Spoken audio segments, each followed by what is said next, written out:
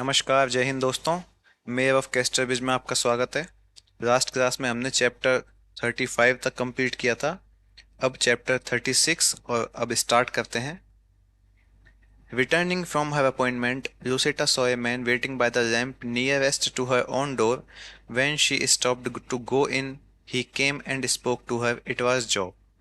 तो अपने अपॉइंटमेंट से किसके साथ था अपॉइंटमेंट? माइकल हेंचर्ड के साथ। उससे मिल करके वापस लौटते समय लूसेटा ने देखा कि एक आदमी उनके घर के दरवाजे के पास जो रैंप है वहां पर उसका वेट कर रहा था। जब वो अंदर जाने के लिए रुकी तो वो आदमी आया और उससे बात की। ये आदमी कौन था? जॉब था। ही begged her pardon for addressing her, but he had heard that Mr. Farfrae had been applied to by a neighboring corn merchant to recommend a working partner. उसने उससे माफ़ी मांगी और उसके बाद उसने लूसेटा को संबोधित किया। वो कहता है कि उसने सुना था कि मिस्टर फारफ्रे को एक पड़ोस के अनाज व्यापारी ने काम करने वाले साथी की सिफारिश करने के लिए कहा था। If so he wished to offer himself. अगर ऐसा है तो वो खुद को पेश करना चाहता है, मतलब वो मिस्टर फारफ्रे के साथ काम करना चाहता है। He could give good security and had stated as much to Mr. Farfrae in a letter, but he would feel much obliged if Lucetta would say a word in his favor to her husband. वो कहता है कि वो अच्छी सुरक्षा दे सकता है और उसने मिस्टर फारफ्रे को एक पत्र में भी ये बात बताई थी। लेकिन अगर लूसेटा अपने पति से उसके पक्ष में, जॉब के पक्ष में कुछ शब्द कहे तो वो काफ़ी आभारी महसूस करेगा, मतलब उसका जग जुगाड़ लगा दे अपने पति से बोल करके। It is a thing I know nothing about, said Lucetta coldly. तो लूसेटा ने ठंडे स्वर में कहा, देखो भाई, ये तो ऐसी बात है, इसके बारे में मैं कुछ नहीं जानती। But you can testify to my trustworthiness better than anybody ma'am, said Job. I was in Jersey several years and knew you there by sight. वो कहता है कि लेकिन आप मेरी विश्वसनीयता की गवाही किसी और इंसान से बेहतर दे सकती हैं मैडम। मैं कई सालों तक जर्सी में रहा था और मैंने वहां पे आपको देखकर ही पहचान लिया था। Indeed, she replied, but I knew nothing of you. ठीक है, निश्चित है, तुमने देखा होगा मुझे, उसने कहा, लेकिन मैं आपके बारे में कुछ भी नहीं जानती हूँ। I think ma'am that a word or two from you would secure for me what I covet very much, he persisted. ठीक है, मुझे लगता है मैडम कि आपके एक या दो शब्द मुझे वो चीज़ दिला देंगे जिसकी मुझे बहुत इच्छा है। उसने जोर देकर कहा है ये बात। She steadily refused to have anything to do with the affair, and cutting him short because of her anxiety to get indoors before her husband should miss her, left him on the pavement.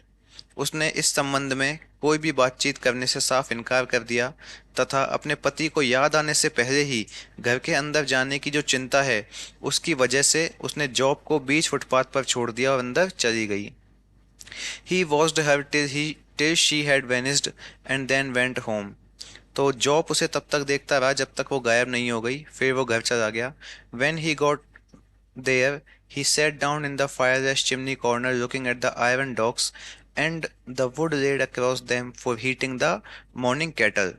जब वो वहां पहुंचा तो वो बिना आग वाली chimney के कोने में बैठ गया और लोहे के डंडे और उनके ऊपर रखी हुई लकड़ी को देखता रहा, जो कि सुबह की जो चाय की केतली थी उसको गर्म करने के लिए रखी गई थी।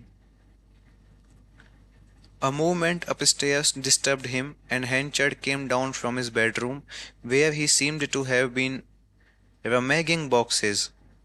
ऊपर की ओर एक हलचल ने उसे परेशान कर दिया और हैंचर्ड अपने बेडरूम से नीचे आया जहां पर वो उन बक्सों को खंगाल रहा था। रमैगिंग का मतलब होता है खंगालना। I wish, said Henchard, you would do me a service Jopp now tonight, I mean if you can. काश, हैंचर ने कहा, कि तुम मेरे लिए एक काम कर देते, मेरी सेवा में एक काम कर देते जॉब, आज रात को ही, मेरा मतलब है अगर तुम कर सकते हो तो। Leave this at Mrs Farfrae's for her. तो ये जो बॉक्स है इसको मिसिस फारफ्रे के पास छोड़ दो, उनके पास पहुंचा दो। I should take it myself of course, but I don't wish to be seen there. बेशक मैं इसे खुद ही ले जा सकता था, लेकिन अब मैं वहां पर दिखना नहीं चाहता। He handed a package in brown paper sealed. उसने एक ब्राउन पेपर के अंदर सील्ड पैकेज, मतलब लिफाफे का रंग कैसा है? ब्राउन कलर का है। तो ब्राउन कलर के लिफाफे में जो कि सील्ड था उस पैकेज को जॉब को थमा दिया। Henchard had been as good as his word. Henchard जो है वो अपनी बात पर काफी खरा था। इतना ही अच्छा था इस मामले में जितना कि वो अपनी बात का खरा होता है। Immediately on coming indoors, he had searched over his few belongings. घर के अंदर आते ही तुरंत उसने अपने जो सामान है उसकी तलाशी ली। And every scrap of Lucetta writing that he possessed was here. और लुसेटा के लेखन का, लुसेटा के लेटर्स का हर एक टुकड़ा जो उसके पास था वो सब यहाँ था। Job indifferently expressed his willingness. Job ने उदासीनता से अपनी इच्छा व्यक्त की। Well, how have you got on today? अच्छा, आज तुम्हारा काम कैसा रहा? He lodger asked, his lodger asked, उसके किराएदार ने पूछा। Any prospect of an opening, कोई अवसर मिलने की संभावना है? अब रॉजर का मतलब क्या होता है? किराएदार होता है। किराएदार यहाँ पे कौन है? माइकल हैंचर्ड है, क्योंकि वो जॉब के कॉटेज में रह रहा है ना। तो इसलिए हैंचर्ड ने पूछा है जॉब से कि आज आपका काम कैसा रहा है। I am afraid not, said job, who had not told the other of his application to Firefly. मुझे डर है कि ऐसा नहीं होगा, जॉब ने कहा, जिसने फायरफ्रे को दिए गए अपने आवेदन के बारे में दूसरे लोगों को नहीं बताया था। There never will be in Casterbridge, declared Henchard decisively. Casterbridge में कभी भी ऐसा नहीं होगा, हैंचर्ड ने निर्णायक रूप से घोषणा की। You must roam farther afield, तुमको और दूर तक घूमना होगा। He said good night to Jopp and return to his own part of the house. उसने जॉब को गुड नाइट बोला और घर का जो अपना हिस्सा है उसमें वो लौट आया।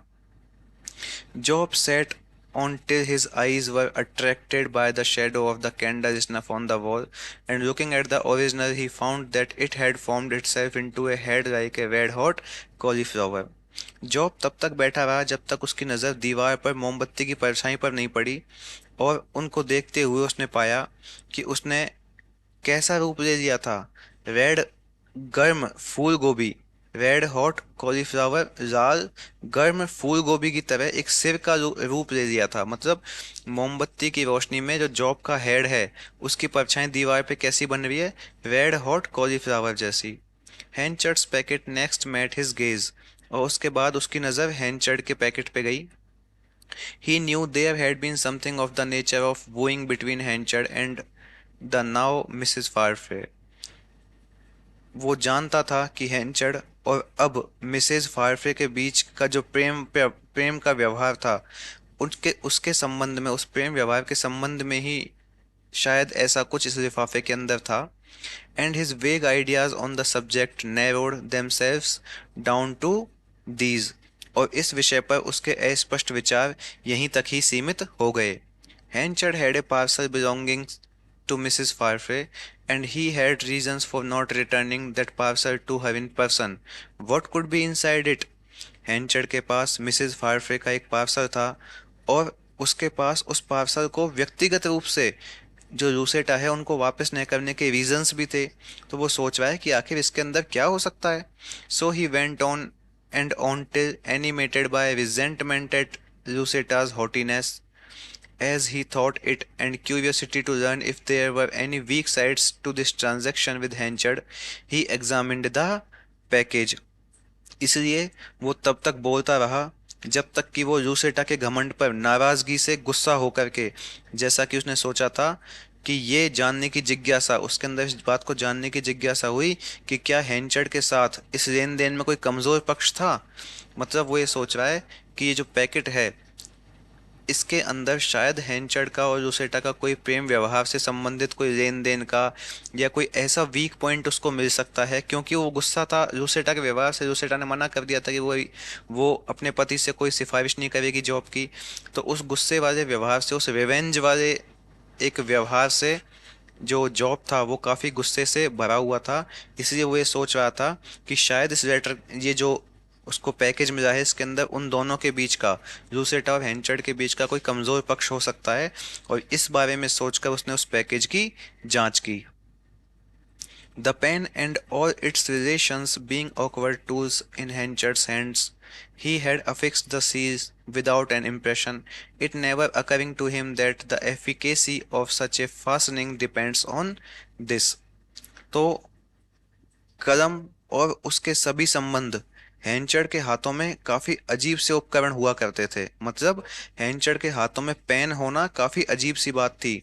उसने अपनी चाकू से, जो जॉब है, उसने चाकू लिया और उस चाकू से उस मोहर को ऊपर उठाया। कौन सी मोहर? जो उस लेटर को सील बंद करने के लिए लगाई गई थी। उसने उस एक चाकू से उस सावधानी से मोहर को ऊपर उठाया, उसके खुले सिरे को देखा और उसने क्या देखा कि उस बंडल के अंदर क्या है? लेटर्स हैं। अब उसको पता चल गया है इस बात का कि उस बंडल के अंदर क्या क्या है, कुछ तो लेटर्स हैं ही। तो मतलब इस पूरी बात में वो क्या कहना चाहता है? वो ये कहना चाहता है कि हैंचड़ के हाथ में जो पेन है ना, पेन का काफ़ी कम उपयोग था। मतलब हैंचड़ के हाथ में पेन काफ़ी अजीब लगता था। ठीक है। और हैंचड़ ने सील लगाई थी उस लिफाफे के ऊपर। ठीक है। और जॉब जो था ना, job was far less of A टायरो। Job जो था ना वो एक बहुत ही कम नौसिखिया था। मतलब अच्छे से सारी चतुराइयां वगैरह जानता था, वो नौसिखिया नहीं कह सकते हम उसे। इसलिए he lifted one of the seals with his penknife. इसलिए उसने अपना जो पॉकेट नाइफ होता है, पेन नाइफ होता है ना, उससे उस लेटर के ऊपर, उस लिफाफे के ऊपर लगी हुई सील को ऊपर उठाया। Peeped in eight the and दस ओपनड, और उसके अंदर झांक के देखा। So that the bundle consisted of letters, और उसने देखा कि उस लिफाफे के अंदर पत्रों का एक बंडल है, लेटर्स का एक बंडल है। एंड हैविंग सेटिस्फाइड हिमसेल्फ दस फार, और उसके बाद संतुष्ट होने के बाद में, sealed up the end again by simply softening the wax with the candle and went off with the parcel as requested।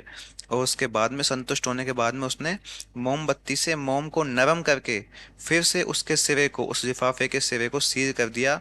और जैसा कि उससे अनुरोध किया गया था, एज रिक्वेस्टेड, जैसा कि उससे अनुरोध किया गया था हेंचर्ड के द्वारा, वो उस पार्सल को लेके चला गया। His path was by the river side at the front of the town. उसका रास्ता शहर के निचले हिस्से में नदी के किनारे से होके जाता था। Coming in to the right at the bridge which stood at the end of High Street, he behaved lounging there on Mother Cuxsom and Nance मॉकरिज।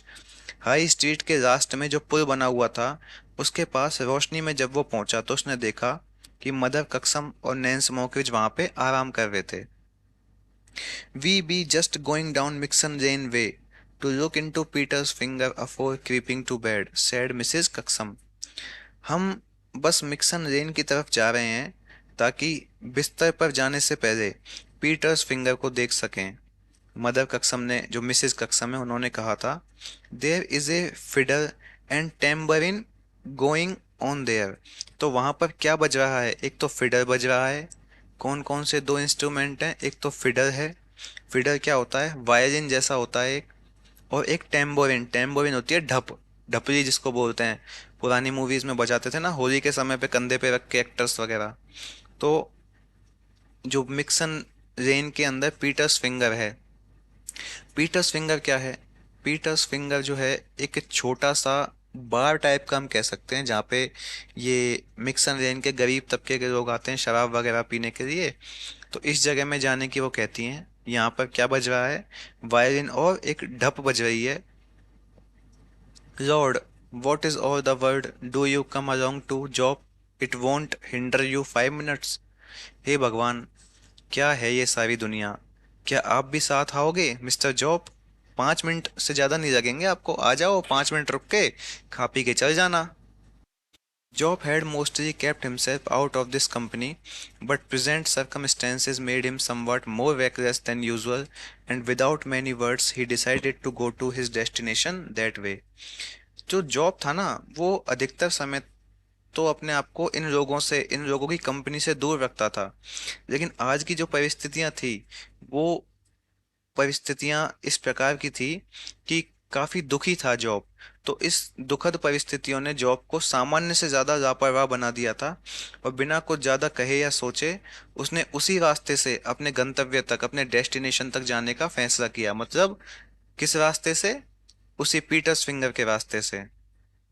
Though the upper part of Durnover was mainly composed of a curious congeries of barns and farmsteads, there was a less picturesque side to the parish। हालांकि जो डर्नोवर है, उसका ऊपरी हिस्सा किस किस से बना था? खलिहान और खेतों के एक विचित्र से समूह से बना था, लेकिन उसके बावजूद भी ये जगह जो थी ना, ये जगह काफी कम सुंदर थी, काफी मिनिमल ब्यूटी वाली सुंदर जगह नहीं, मतलब सुंदर जगह थी, ये बहुत ही कम सुंदर जगह है। क्योंकि अब देखिए इसको इस तरीके से कहा गया है कि चूंकि इस जगह में इतनी नेचुरल ब्यूटी है कि यहाँ पर खेत और खलियान बने हुए हैं, लेकिन उसके बावजूद भी ये जगह कैसी है, लेस पिक्चरस्क साइड है, बहुत ही कम सुंदर जगह है टू द पेरिश, इस बस्ती की सबसे कम सुंदर जगह है ये Mixen Lane. This was Mixen Lane, now in great part pulled down. तो ये जगह जो मिक्सन लेन थी, ये जगह ऐसी थी जिसका काफ़ी सारा हिस्सा जो है वो ढह चुका था, मतलब टूटे फूटा, थोड़ी जर्जर स्थिति में था ये हिस्सा। Mixen Lane was the Adullam of all the surrounding villages. जो मिक्सन लेन था, ये आसपास के सभी जगहों का क्या था, एड्यूलम था। अब ये एड्यूलम को हिंदी में क्या कहते हैं, इसको बोलते हैं अदुल्लाम। ठीक है। तो ये इसका रेफरेंस कहाँ से लिया गया है, देखिए ये जो अदुल्लाम है या एड्यूलम है, इसका रेफरेंस लिया गया है बाइबल से। तो बाइबल में क्या है ना कि ये यहूदियों के शहर के पास की एक गुफा थी, जहाँ पर जो डेविड थे, डेविड और उनके अनुयायियों ने शरण ली थी यहाँ पे। तो इस जगह को किस चीज़ के लिए रेफर किया जाता है, इसको रेफर किया जाता है एक ऐसे स्थान के रूप में जहाँ पर लोगों को न्याय मिलता है। ठीक है। बाइबल से लिया गया ये टर्म है, और इतिहास की पुस्तकों में इसका संदर्भ मिलता है। ठीक है। तो एक ऐसी जगह है ये आसपास के लोगों के लिए जहाँ पर लोगों को ऐसा लगता है कि शायद वो अपनी ज़िंदगी के साथ न्याय महसूस करते हैं, वो अपनी ज़िंदगी के साथ कुछ अच्छा कर रहे हैं। इस तरह की जगह लगती थी मिक्सन लेन को आसपास के गांव के लोगों के लिए। It was the hiding place of those who were in distress and in डेब्ट and trouble of every kind. तो ये जगह जो थी ना, ये उन लोगों की छुपने की जगह थी जो संकट में थे, कर्ज में थे और हर तरह की परेशानी में थे। Farm laborers and other peasants who combined a little poaching with their farming and a little browsing and bibbing with their poaching found themselves sooner or later in Mixon Lane. खेत में काम करने वाले मजदूर और जो दूसरे किसान थे, वो अपनी खेती के साथ थोड़ा बहुत शिकार किया करते थे, और अपने शिकार के साथ साथ थोड़ा बहुत क्या किया करते थे, झगड़ा भी किया करते थे। वो जल्दी या बाद में अपने आप को कहाँ पाते थे, मिक्सन लेन में पाते थे। मतलब गरीब तबके के जो लोग हैं, वो या तो पहले या बाद में अल्टीमेटली वो कहाँ आके टिकते थे, मिक्सन लेन में। Rural mechanics too idle to mechanize, rural subjects too rebellious to serve, drifted or were forced into Mixon Lane.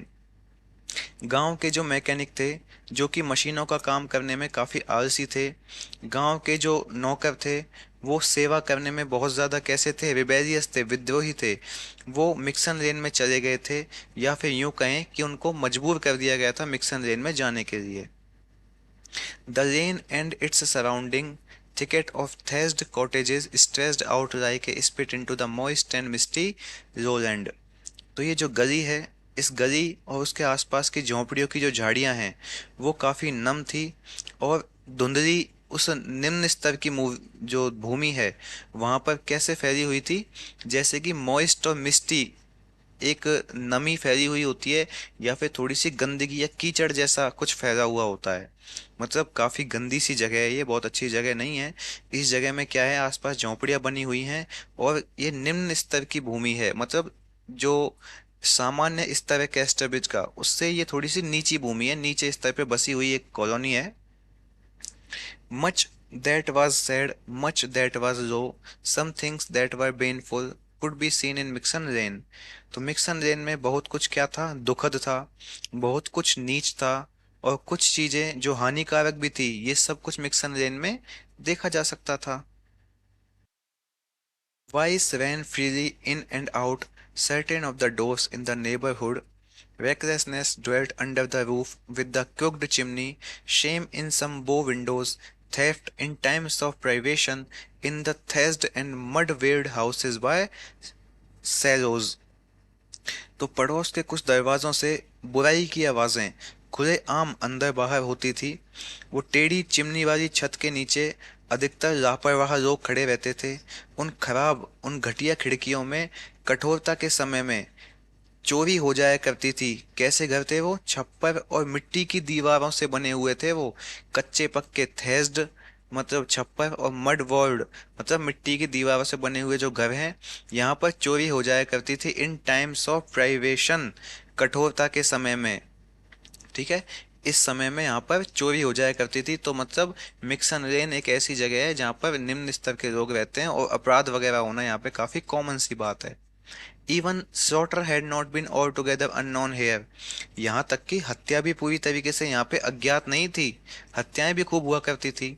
In a block of cottages up an alley there might have been erected an altar to disease in years gone by. गली के ऊपर झोंपड़ियों के एक block में शायद सालों पहले बीमारी के लिए एक क्या बनाई गई थी? ऑल्टर बनाया गया था, वेदी बनाई गई थी। Such was Mixen Lane in the times when Henchard and Farfrae were mayors. और मिक्सन लेन उस समय भी ऐसी ही थी जब हैंचर्ड और फारफ्रे क्या थे? मेयर थे। Yet this mildewed leaf in the sturdy and flourishing Casterbridge plant lay close to the open country. फिर भी मजबूत और फलते फूलते कैस्टरब्रिज में ये फफूंद लगी जो गली है, ये जो फफूंद लगी जगह है, ये उस खुले मैदान के करीब ही बनी हुई थी। Not 100 yards from a row of noble elms and commanding a view across the moor of airy uplands and cornfields and mansions of the great कुलीन जो लोग थे, उन लोगों की कतार से ज्यादा 100 गज की दूरी पे होगी, मतलब 100 गज की दूरी भी नहीं थी। और हवादार ऊंचे इलाके और मक्का के खेतों और महान लोगों की हवेलियों का जो नज़ारा था वो यहाँ से दिखाई दिया करता था। ये जो गली है उन महान अमीर दिखने वाले लोगों की जो घर हैं उनका नज़ारा पेश किया करती थी। A brook divided the moor from the tenements, and to outward view there was no way across it. नाला है यहाँ पे। ब्रूक का मतलब क्या होता है? BROOK। इसका मतलब होता है नाला। एक नाला जो था ना, वो दलदली इलाकों को मकानों से अलग करता था और बाहर से देखने पर उसे पार करने का कोई भी रास्ता नहीं दिखाई देता था। ठीक है, no way to the houses but round about by the road, और घरों तक जाने का कोई भी रास्ता नहीं था। But under every householder's stairs there was kept a mysterious plank 9 inches wide, which plank was a secret bridge. लेकिन हर घर के मालिक की सीढ़ियों के नीचे एक 9 इंच चौड़ा, कितना चौड़ा है? 9 इंच चौड़ा क्या रखा हुआ होता था? प्लैंक, तख्ता रखा हुआ होता था, लकड़ी का एक तख्ता रखा हुआ होता था। Which plank was a secret bridge, और ये जो तख्ता था ना, ये सीक्रेट ब्रिज था, पुल था उस नाले को पार करने का। ऐसे समझिए इसको कि यहाँ पर एक नाला बना हुआ है और उस नाले को पार करने की कोई भी व्यवस्था नहीं है। ठीक है, तो ये लोग इसको कैसे पार करते हैं? ये लोग अपने घर की सीढ़ियों के नीचे एक 9 इंच चौड़ा एक लकड़ी का तख्ता सा रखते हैं। जब इनको जाना होता है तो उस तख्ते को लगा देते हैं और क्रॉस कर जाते हैं, फिर बाद में वो तख्ता हटा दिया जाता है। और ये ही तख्ता जो है वो एक सीक्रेट ब्रिज के रूप में काम करता है। If you, as one of those refugee householders, came in from business after dark, and this was the business time here, you stealthily crossed the moor, approached the border of the aforesaid brook, and whistled opposite the house to which you belonged. यदि आप उन शरणार्थी मकान के मालिकों के रूप में अंधेरे के बाद अगर किसी काम से यहाँ आए हैं, और अगर यहाँ पे ये काम का समय है और आप चुपके से उस दलदली भूमि को या नाले को पार कर गए हैं और नाले के पास तक पहुंच गए हैं, तो आप उस घर के सामने सीटी बजा देते हो जहाँ पे आप रहते हो। A shape thereupon made its appearance on the other side, bearing the bridge on end against the sky. It was lowered, you crossed, and a hand helped you to land yourself together with the peasants and hares gathered from neighboring manors। और उसके बाद दूसरी तरफ से एक आकृति दिखाई देती है, मतलब एक इंसान आता है जो पुल को, उस लकड़ी के तख्ते को खड़ा करके आकाश की तरफ देखता हुआ लेके आता है और फिर उसको झुकाकर उसको नीचे उतारता है। आप उस पट्टे पे चढ़ते हो, उसको पार करते हो, और दूसरी साइड जो आदमी खड़ा है ना, जिसने वो फट्टा लगाया है लकड़ी का, वो आपको हाथ देता है ताकि आप लैंड कर सको, आराम से जमीन पे उतर सको। और उसके बाद में वो लोग क्या करते हैं, आपकी मदद करते हैं आपको उस जगह पर पहुंचने में जहाँ पे आप जाना चाह रहे थे। और कहाँ पे उतरते हैं आप उस आदमी की मदद से, ये देखिए मतलब कितना डीप एक इलेबोरेशन किया गया है। Together with the फीजेंट्स and hairs, आप कहाँ पे उतरते हैं, आप, फीजेंट्स क्या होते हैं, फीजेंट्स होते हैं तीतर, जिनको मार के खाया भी जाता है। और हेयर्स क्या होते हैं, हेयर्स होते हैं खरगोश। तो आप वहां पर उतरते हो जहां पर वो जो नेबरिंग मैनर्स हैं, आस पड़ोस के जागीरदार है ना, उनके द्वारा तीतर और खरगोश इकट्ठा किए हुए जो होते हैं वो घूमते रहते हैं, उस जगह पे आप उतरते हो। ठीक है, कितना देखिए अच्छा खासा एलेबोरेशन दिया है इस जगह का, एक नाले की जगह का। ठीक है कि अगर आपको भाई किसी काम से आप इधर आए हो, आपके काम का समय है, और आप चुपके से उस दलदली भूमि को पार भी कर गए हो, तो भी अब आपको नाला तो पार करना ही है। तो आप अपने घर के सामने सीटी बजा दोगे जहाँ पे आप रहते हो, वहां से कोई आदमी आएगा, उस लट्ठे को उस पुल के ऊपर बिछाएगा, आप पुल पे चढ़ोगे, उसको क्रॉस करोगे, वापस वो लट्ठे को ऊपर उठा देगा, और आप किस जगह पे पहुंचोगे पुल को क्रॉस करके, उस जगह पे जहाँ पे जागीरदारों ने अपने तीतर और खरगोश जो हैं वो इकट्ठा किए हुए होते थे। You sold them slyly the next morning, और आप अगली सुबह उनको चुपके से बेच देते हो। And the day after you stood before the magistrates with the eyes of all your sympathising neighbours concentrated on your back, और अगले दिन आप मजिस्ट्रेट के सामने खड़े होते हैं जहां आपके सभी सहानुभूति रखने वाले पड़ोसियों की आंखें आपके ऊपर केंद्रित होती हैं।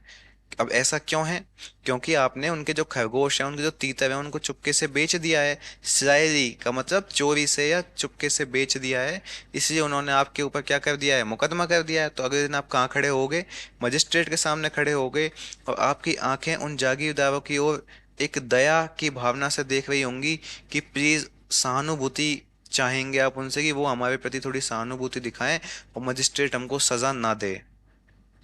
You disappeared for a time, फिर आप कुछ समय के लिए गायब हो जाते हैं। Then you were again found quietly living in Mixen Lane, और आप फिर से मिक्सन लेन में चुपचाप रहते हुए पाए जाते हैं। मतलब आप गायब कैसे हो जाते हैं, डिसअपियर कैसे हो जाते हैं, कि भाई जो मजिस्ट्रेट है वो आपको सजा दे देता है, मतलब अमीर आदमी आपके प्रति कोई सहानुभूति नहीं दिखाते हैं, जो मजिस्ट्रेट है वो आपको सजा दे देता है। सजा दे देगा तो आप जेल में रहेंगे, तो आप कुछ समय के लिए गायब हो जाएंगे मिक्सन लेन से, और फिर जब सजा पूरी हो जाएगी तो थोड़े टाइम बाद आप फिर से कहाँ जाओगे, मिक्सन लेन में आ जाओगे। Walking along the lane at dusk, the stranger was struck by two or three peculiar features therein। तो शाम के समय गली में चलते हुए उस अजनबी को, जो जॉब है, उस अजनबी को वहां की दो या तीन अनोखी विशेषताओं ने चौंकाया। One was an intermittent rumbling from the back premises of the inn half way up, this meant a skittle alley. क्या है यहाँ पर, क्या आती है आपको, one was an intermittent rumbling, आपको एक गड़गड़ाहट सी सुनाई देती है, यहाँ पर पहुंचने के बाद आपको एक गड़गड़ाहट सी सुनाई देती है। कहाँ पर, फ्रॉम द बैक प्रेमिसेस, वो जो सराय है जिस जगह पे आप जा रहे हैं उस जगह के पीछे की तरफ, of the inn half way up, जब आप इन की तरफ आधे रास्ते पहुंच जाते हो, तो जब आप सराय के पिछले परिसर के बीच में पहुंच जाते हो तो आपको एक गड़गड़ाहट सुनाई देती है। उस गड़गड़ाहट का मतलब क्या है, कि ये कौन सी जगह है, ये एक स्किटल एरे है। अब स्किटल एरे क्या होता है, स्किटल एरे से सेंस है कि एक ऐसी गली जहां पर स्किटल गेम खेला जाता है। स्किटल गेम क्या होता है, आपने बॉलिंग का नाम जरूर सुना होगा, मूवीज में तो देखा ही होगा।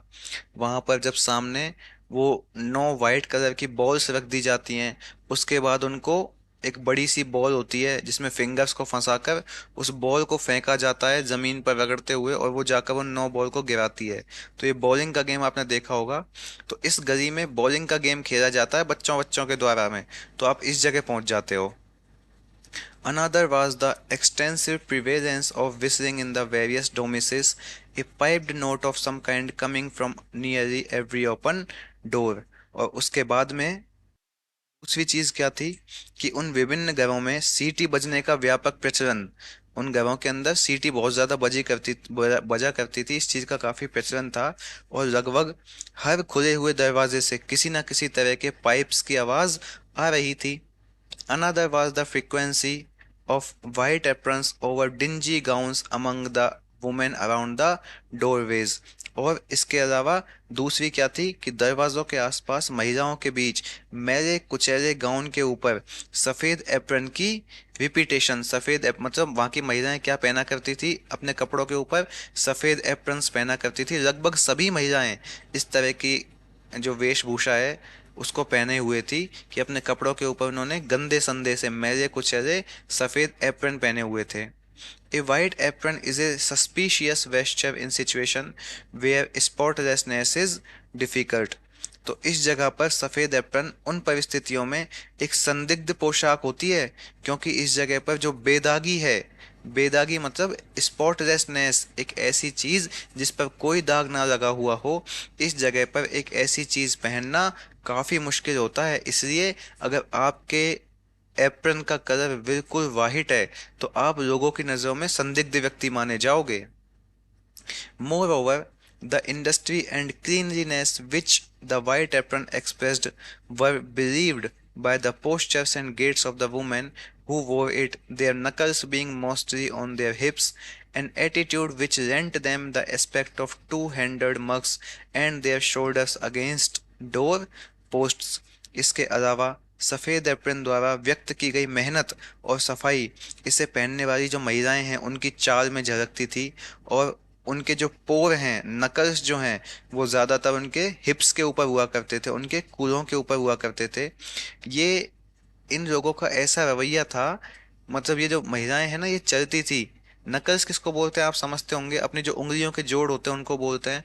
तो सफ़ेद एप्रन पहनकर ये महिलाएं कैसे चला करती थी, अपने उन नकल्स को अपने हिप्स के ऊपर रखे हुए, राइट वाले हैंड को राइट हिप्स के राइट साइड में और लेफ्ट वाले हैंड को हिप के लेफ्ट साइड में चला करती थी।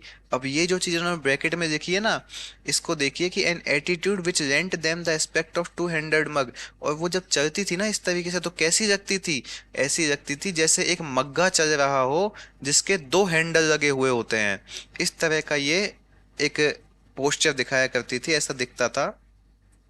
And there shoulder against door post, और उनके जो कंधे हैं वो दरवाजों के पास दिखाई देते थे। दरवाजों के जो पोस्ट होते हैं ना, उस तरीके के कंधे एकदम दिखाई देते हैं, बिल्कुल सीधे सपाट। While there was a curious alacrity in the turn of each honest woman's head upon her neck, and in the twirl of her honest eyes at any noise resembling a masculine footfall along the lane। जबकि प्रत्येक ईमानदार महिला जो अपनी गर्दन के ऊपर अपने सिर को घुमाती थी और अपनी आंखों को घुमाया घुमाया करती थी, उस चीज में, उनके सिर घुमाने में और उनकी आंखों को घुमाने में कैसा माहौल क्रिएट होता था, जैसे जैसे तो इस गली के अंदर किसी भी मर्द के पैरों की आवाज सुनाई दे गई हो और उसके प्रति वो क्या हो गए हों, तत्पर हो गए हों। अलार्क्रिटी का मतलब क्या होता है, तत्पर होना।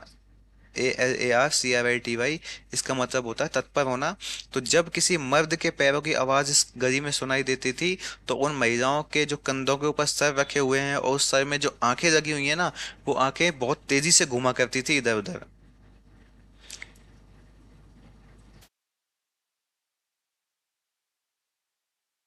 Yet amid so much that was bad, needy respectability also found a home। इतनी सारी बुराइयों के बावजूद भी इस जगह पर उन जरूरतमंद लोग जो हैं उनको सम्मान मिलता था। Under some of the roofs abode pure and virtuous souls whose presence there was due to the iron hand of necessity and to that alone। कुछ छतों के नीचे शुद्ध और पुण्य आत्माएं निवास करती थी जिनकी उपस्थिति केवल आवश्यकता की वजह से थी। फैमिलीज फ्रॉम डिकेड विलेजेस, वो परिवार जो नष्ट हो चुके, तबाह हो चुके गांव से आए थे।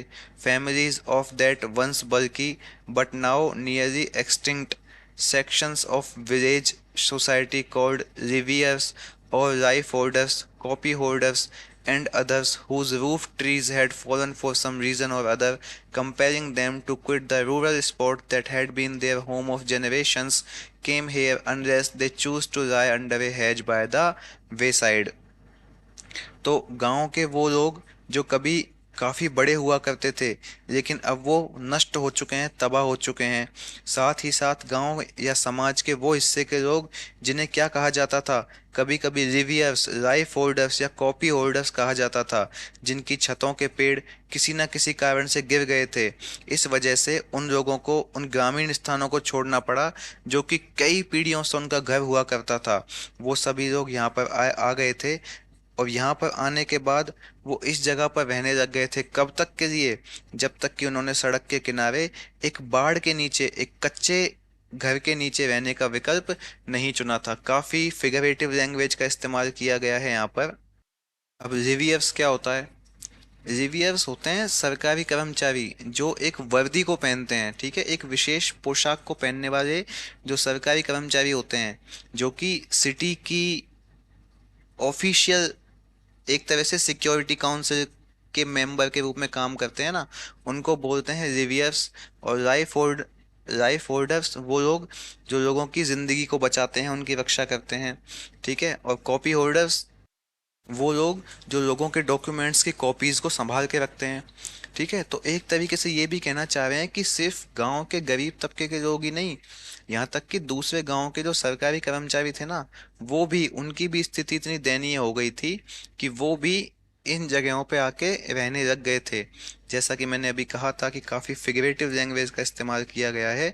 तो इस पूरे जो लाइन का मतलब है फैमिली से लेकर के वे साइड तक, तो इन्होंने ये बताना चाहा है कि नष्ट हो चुके गांव के जो लोग थे ना, जिनके घर किसी ना किसी वजहों से टूट गए थे, भले ही वो लिवियर्स हों, लाइफ होल्डर्स हों, कॉपी होल्डर्स हों, वो सभी जो वहाँ पर उन अपनी पुरानी जगहों पर कई पीढ़ियों से रहते हुए आ रहे थे, वो सब लोग भी अपने घर तबाह होने की वजह से इस जगह में आके बस चुके हैं।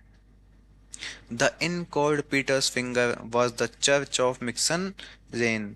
पीटर्स फिंगर नाम का ये जो इन था, ये जो सराय था, ये मिक्सन लेन का क्या था? चर्च था। It was centrally situate as such places should be, and bore about the same social relation to the three mariners as the latter bore to the king's arms। ये जो जगह है पीटर्स फिंगर, ये केंद्र में स्थित है इस जगह पर, जैसा कि ऐसे स्थानों को होना भी चाहिए। और थ्री मरीनर्स के साथ इसका सामाजिक संबंध लगभग वैसा ही था जैसा ही किंग्स आर्म्स के साथ था, ठीक है। At first sight the inn was so respectable as to be puzzling. पहली नज़र में ये सराय, ये इन काफ़ी सम्मानजनक था, जो कि कैसा था? पजलिंग था, हैरान कर देने वाला था। देखिए जो ऊपर कहा गया है ना कि भाई चर्च जैसा था ये, इसका मतलब ये नहीं है कि ये चर्च ही था। इसका मतलब ये है कि ये एक ऐसी जगह है जहाँ पर लोग आकर इकट्ठे होते हैं, जैसे कि कहाँ कहाँ हुआ करते थे, थ्री मरीनर्स में और किंग्स आर्म्स में। The front door was keep kept shut. तो इसके आगे का दरवाज़ा बंद रखा जाता था। And the step was so clean that evidently but few persons entered over its sanded surface. और इसकी सीढ़ी इतनी साफ थी कि जाहिर तौर पर बहुत कम लोग अपने मट्टी से भरे हुए पैरों से इसके अंदर घुसते थे। सैंडेड सरफेस का मतलब ये नहीं है कि उस जगह पे मट्टी फैली हुई है, मतलब इसकी जो फ्रंट की सीढ़ियां हैं इतनी साफ थी कि लोग अपने पैरों में मट्टियां लेके नहीं आते थे, ऐसा लग रहा था इस जगह को देख करके। But at the corner of the public house was an array, a mayor slit dividing it from the next building. लेकिन पब्लिक हाउस के कोने में एक गली थी जो इस जगह को, जो दूसरी बिल्डिंग है, उससे अलग करती थी। Half way up the alley was a narrow door, shiny and paintless from the web of infinite hands and shoulders. This was the actual entrance to the inn. गली के आधे रास्ते में एक संकरा दरवाजा था जो कि असंख्य हाथों और कंधों की रगड़ से चमकीला और कैसा था? रंगहीन था। ये सराय का वास्तविक प्रवेश द्वार था। A pedestrian would be seen abstractedly passing along Mixon Lane, and then in a moment he would vanish, causing the gazer to blink like Ashton at the disappearance of Ravenswood। एक पैदल यात्री मिक्सन लेन से गुजरता हुआ दिखाई देता है और फिर एक पल में वो गायब हो जाता है, जिसे देखने वाला रेवंसवुड के गायब होने पर एस्टन की तरह पलकें झपकाता था। अब देखिए, यहाँ पर एक और रेफरेंस लिया गया है एस्टन और रेवेंसवुड का। देखिए, मैं आपको ना इस नोवेल के अंदर कहीं भी एक भी पॉइंट ऐसा नहीं छोड़ना चाहता जहां पर आप ये कह सकें कि साहब मास्टर ने हमको ऐसा नहीं पढ़ाया, वैसा नहीं पढ़ाया, मास्टर ने हमको बेवकूफ़ बना दिया, जो चीज़ नहीं आई उसको छोड़ के आगे चल दिया। मैं ऐसा बिल्कुल नहीं चाहता। मैं चीज़ को पढ़ाता हूँ ताकि मैं क्वालिटी आपको प्रोवाइड करा सकूँ। मेरा उद्देश्य ये नहीं है कि बस मैं वीडियो बनाकर आगे निकल जाऊँ। मैं जब तक एक एक रेफरेंस को क्लियर नहीं करता, ना मैं खुद आगे बढ़ता हूँ, ना मैं ये चाहता हूँ कि आप भी उस चीज़ को छोड़कर आगे बढ़ें। कोई भी कोचिंग आपको है ना इस लाइन को पढ़ करके आगे बढ़ के निकल जाएगी। हालांकि यूँ तो किसी कोचिंग में मेरा केस स्टडीज को पढ़ाया ही नहीं जाता है, ठीक है, क्योंकि इसमें इतने रेफरेंस हैं। अगर आप सारे रेफरेंस को लेके बैठोगे ना तो लगभग 200 से 300 रेफरेंस के आसपास आपको इसमें दिखाई देंगे, और उसमें से मुश्किल से आपको 5 या 10 रेफरेंस समझ में आएंगे। हमको इन रेफरेंसेस को समझने के लिए खुद को डीप स्टडी करनी पड़ती है, और इसीलिए इसी तरीके से हम इस मटेरियल को आपको उपलब्ध कराते हैं, ठीक है। तो आपको सारे रेफरेंसेस हमने अब तक भी समझाए हैं, अभी भी समझा रहे हैं और आगे भी समझाएंगे, कंप्लीट रेफरेंस के साथ पढ़ाएंगे। क्योंकि लिटरेचर का मतलब ये नहीं है कि आपने बस किताब पढ़ा, पढ़ के सो गए, खाया पिया, फिर किताब पढ़ी, फिर पढ़ के सो गए। लिटरेचर का मतलब ये है कि आप साहित्य की आत्मा तक उतर जाएं, आप साहित्य की सोल को पहचानें, आप उसको इतना डीप समझें जितना डीप राइटर चाहता है। कि जब वो लिखता है ना कि मैं ये चाहता हूँ, अगर मैं एक राइटर हूँ तो मैं क्या चाहूँगा कि जो भावना मैंने व्यक्त करनी चाहिए अपने वर्क में, वही भावना मेरे रीडर तक पहुँचे। और अगर रीडर उस चीज़ को नहीं समझ पा रहा है तो इसका कोई सेंस नहीं है लिटरेचर को पढ़ने का, लिटरेचर को समझने का। इसलिए किसी भी चीज़ के रेफरेंस को समझना बहुत आवश्यक है। तो मेरी पूरी कोशिश यही रहती है कि मैं आपको सारे रेफरेंसेस को समझाता हुआ, क्लियर करता हुआ चलूँ। बर्थडे पार्टी में भी मैंने ऐसा किया है, उसके वीडियोज़ अपलोडेड हैं चैनल के ऊपर, ठीक है। तो वापस आते हैं, एस्टन और रेवंसवुड का एक यहाँ पे रेफरेंस लिया गया है। अब ये कहाँ से लिया गया है? आपने वॉल्टर स्कॉट का नाम सुना हुआ होगा। वॉल्टर स्कॉट का एक नोवेल है जिसका नाम है द ब्राइड ऑफ लैमरमूर, ठीक है। उस जो नोवेल है, उपन्यास है, उसके अंदर दो कैरेक्टर हैं। एक तो है एस्टन, दूसरा है रेवंसवुड। अब एस्टन क्या होता है? एस्टन उसमें एक वकील होता है, और दूसरा व्यक्ति है एक एडगर रेवंसवुड। तो ये दोनों व्यक्ति क्या है, आपस में दुश्मन है। क्यों है दुश्मन? क्योंकि जो एस्टन है ना, एस्टन का एक रिश्तेदार, उससे एक संबंधित व्यक्ति लूसी एस्टन, वो रेवंसवुड से प्यार करती है, और एस्टन रेवंसवुड से करता है नफरत इसी वजह से। तो इसी प्रकार जैसे ही रेवंसवुड एस्टन के सामने आता है ना तो वो गायब हो जाता है एकदम से। तो इसीलिए इस जगह पर यह कहा गया है कि एक पैदल चलता हुआ व्यक्ति जब मिक्सन लेन से गुजरता है तो वो भी अपनी पलकें झपकाता हुआ उसी तरीके से गायब हो जाता है जैसे रेवंसवुड एस्टन के सामने आने पर गायब हो जाया करता था, ठीक है। तो ये इसका पूरा रेफरेंस है। एक बार फिर से मैं आपको ब्रीफ में बता दूं कहाँ से दिया गया है ये वाल्टर स्कॉट का एक नोवेल है द ब्राइड ऑफ लैमरमूर, ठीक है। आप इसको सर्च कर सकते हैं, पढ़ सकते हैं, ये भी काफ़ी अच्छा नोवेल है ना। तो आप इसको पढ़िएगा, नहीं पढ़ो तो भी कोई दिक्कत नहीं, आपके सिलेबस में तो है नहीं, आप तो सिलेबस ओरिएंटेड पढ़ो। मेरा काम आपको रेफरेंस को समझाना है और मैंने समझा दिया, ठीक है। That abstracted pedestrian had eased into the slit by the adroit flip of his person sideways. From the slit he eased into the tavern by a similar exercise of skill. वो विचलित पैदल यात्री अपने शरीर के जो चतुरता से भरे हुए या उत्साह से भरे हुए हिस्से हैं, उस उससे मतलब खुद के बॉडी की बात कर रहा है वो, क्योंकि शरीर का चतुराई से भरा हुआ हिस्सा क्या है? उसका दिमाग है। उत्साह से भरा हुआ हिस्सा क्या है? उसके हाथ पैर हैं। तो वो अपने शरीर को उस किनारे की ओर खिसकाता था, और उसी कौशल के प्रयोग को करते हुए वो उस छोटी सी गली में से निकलकर उस सराय में घुस गया। कौन सा आदमी घुस गया है अभी कुछ नहीं पता है, कौन सा आदमी घुस गया है। एक आदमी आया है जो यहाँ पर आता हुआ दिखाई दिया है, और उसके बाद ये आदमी उस सराय के अंदर एंटर किया है, ठीक है, चुपके चुपके। अपने शरीर का उसने बुद्धिमानी का इस्तेमाल किया है, अपने शरीर का उसने ढंग से इस्तेमाल किया है, और टेढ़ा मेढ़ा होकर उस छोटी सी गली में से वो सराय के अंदर प्रवेश कर गया है। कौन सा सराय के अंदर प्रवेश कर गया है? पीटर्स फिंगर के अंदर, ठीक है। आगे चलते हैं। The company at the three mariners were persons of quality in comparison with the company which gathered here. तो थ्री मरीनर्स के अंदर जो लोग इकट्ठा हुआ करते थे ना, वो लोग यहाँ पर इकट्ठा हुए लोगों की तुलना में उच्च कोटि के लोग थे. Though it must be admitted that the lowest fringe of the mariners party touched the crest of Peters at points. हालांकि इस बात को स्वीकार करना ही होगा कि मरीनर्स दल के जो सबसे निचले तबके के लोग हैं ना, वो कई बार जो ये पीटर्स फिंगर है इस जगह के शिखर को छूते थे. मतलब कुछ ऐसे लोग भी थे जो थ्री मरीनर्स इनमें निम्न तबके के लोग माने जाते थे उन लोगों की तुलना में. क्योंकि वो चीज़ है ना कि भाई एक तो सबसे अमीर, एक उससे थोड़ा कम अमीर और एक उससे थोड़ा कम अमीर. मतलब 100 करोड़ की प्रॉपर्टी वाला, फिर 50 करोड़ की प्रॉपर्टी वाला, फिर 10 करोड़ की प्रॉपर्टी वाला. तो 100 करोड़ वाला तो 10 करोड़ को गरीब ही समझेगा. तो इस तरीके के अमीरों में जो सबसे निम्न स्तर के अमीर थे वो लोग भी कई बार पीटर्स फिंगर में आया करते थे. Waifs and strays of all sorts loitered about here.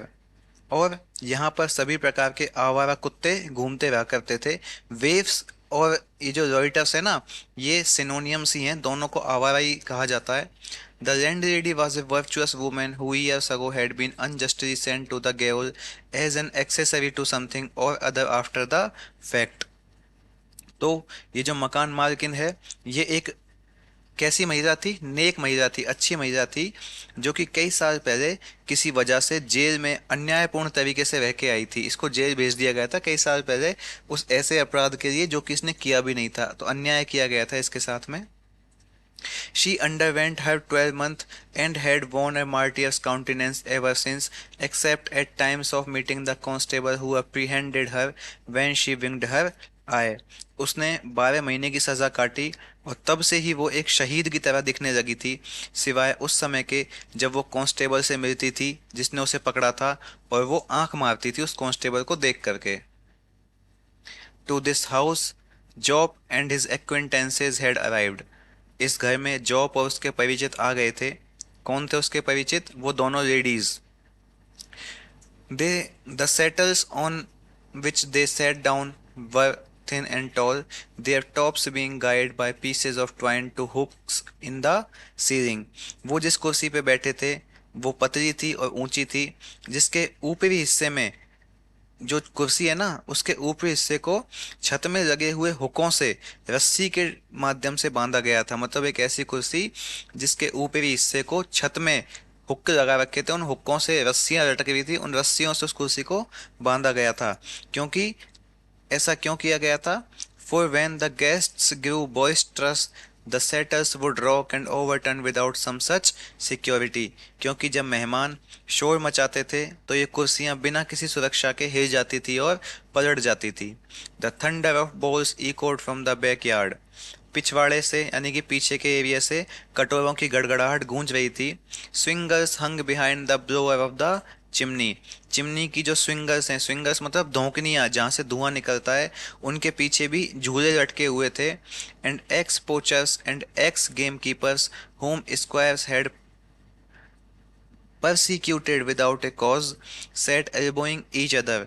और वो पुराने शिकारी एक्स पोचर्स, वो पुराने शिकारी, एंड एक्स गेम कीपर्स, वो पुराने खिलाड़ी जिन्हें जमींदारों ने बिना किसी बात के सताया था, वो कोनी मार के एक दूसरे को बैठे हुए थे. मतलब कोनी मार के छेड़ रहे थे. Man who in past times had met in fights under the moon till lapse of sentences on the one part and loss of favor and expulsion from service on the other brought them here together to a common level where they sat calmly discussing old times.